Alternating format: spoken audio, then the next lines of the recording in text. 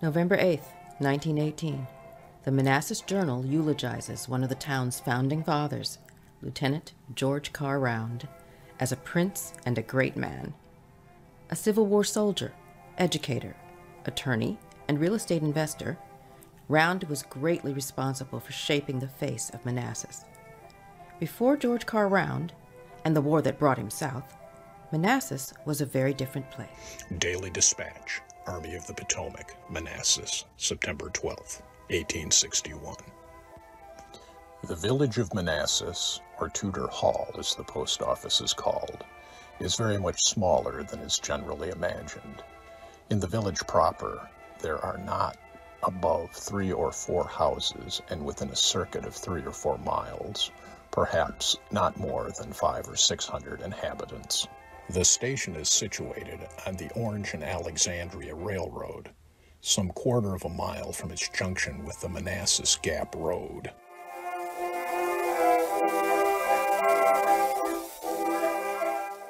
George Carr Round was born September 14, 1839, in Kingston, Pennsylvania, to the Reverend William Round, pastor of the Methodist Church in Kingston, and his wife Sarah. His ancestors came over on the Mayflower and took part in the Revolutionary War. They lived in Kingston on the New York-Pennsylvania line until George was 2 years old, moved to various locations in New York, and then settled in Windsor, New York. There, George attended prep school at Windsor Academy. The Round family in the 1860 census of New York. Their occupations, clerics and teachers, underscore the value the family placed on uplift and education. George Carr Round entered Connecticut's Wesleyan College in 1858.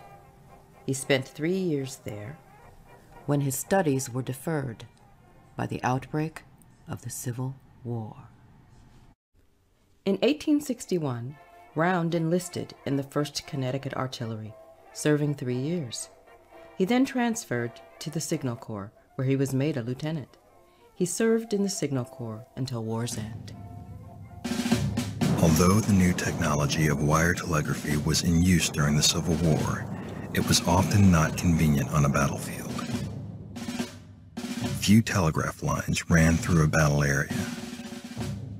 The chief of the Union Army Signal Corps, Major Albert Myer, used aerial telegraphy, today more commonly called wigwag, to rapidly send messages across a battlefield or down a communication line.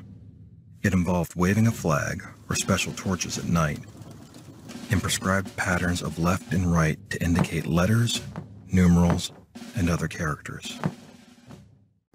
Signalmen needed to place themselves in a visible vantage point, which not only allowed them to signal across great distances, it also gave them an extended view of the surrounding area. The North Carolina State Capitol building, designed by David Payton, it survived the Civil War intact because its then governor, Zebulon Vance, negotiated its peaceful surrender. Lieutenant Round was stationed here in April of 1865 and sent the last signal communication of the Civil War from this Capitol dome. He found no stairs or other way to ascend to the level of the dome, so he climbed a lightning rod. The next rocket sputtered and suddenly went out, or so it appeared. After some waiting, I scratched another match and walked carefully around the dome and was putting my left hand through the railing when suddenly, with no premonition whatsoever, it exploded with terrific force and shot into the air, casting its hot and hellish blast of cinders and flame full into my upturned face. For that instant, I forgot everything. I only knew that the hot simoon was sweeping around me. I loosed my hold and sprang into space.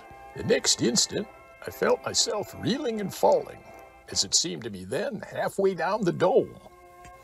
I thought of the great stones below me, and how I would bound lifeless from them to the ground below. Fortunately, I sprang back. My old friend, the lightning rod, I saw and I grasped by the light of the ascending meteor. It was all the work of an instant. The watchman caught me and helped me over the railing, and I threw myself onto the platform. Round then proceeded to complete his message. It was the last signal message of the Civil War. It read, "On earth, peace, goodwill toward men." Then it was back to Wesleyan College to complete his degree. After graduating in 1866, he went on to attend Columbia University Law School. Round briefly practiced law for a New York firm and then set out for North Carolina to settle there. Lore has it that Lieutenant Round had enjoyed the Southern hospitality he had received during his time in North Carolina during the war. Funny thing happened on his way to North Carolina. Round was passing through Manassas, encountered a delay, and decided to stay. Once in Manassas, he hit the ground running. He began practicing law and, in many ways, became greatly responsible for creating the town of Manassas after the war. Round served on the town council, was town clerk, and was a one-term member of the Virginia General Assembly, where he proposed establishing teacher training schools statewide. He named streets, providing balance with the naming of Lee and Grant Avenues. He donated land to the city, including the property where the county courthouse stands. In 1894, Round was instrumental in moving the county seat from Brentsville to Manassas. Led by the efforts of George Carr Round, Manassas opened its first free public school in 1869.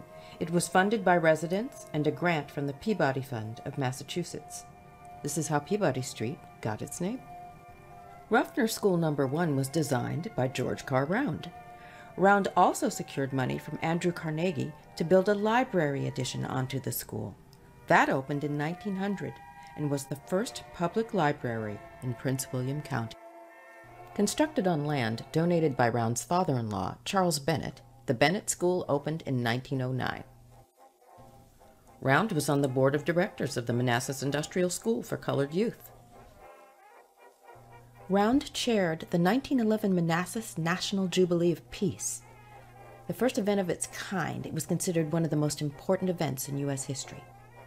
July 11th, 1911, the 50th anniversary of the Battle of First Manassas.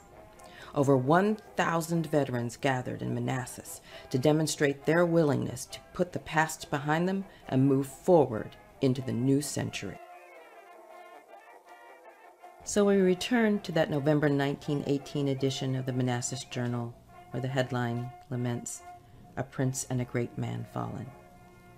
In researching Round, one encounters not only a great man, but a profoundly good one as well.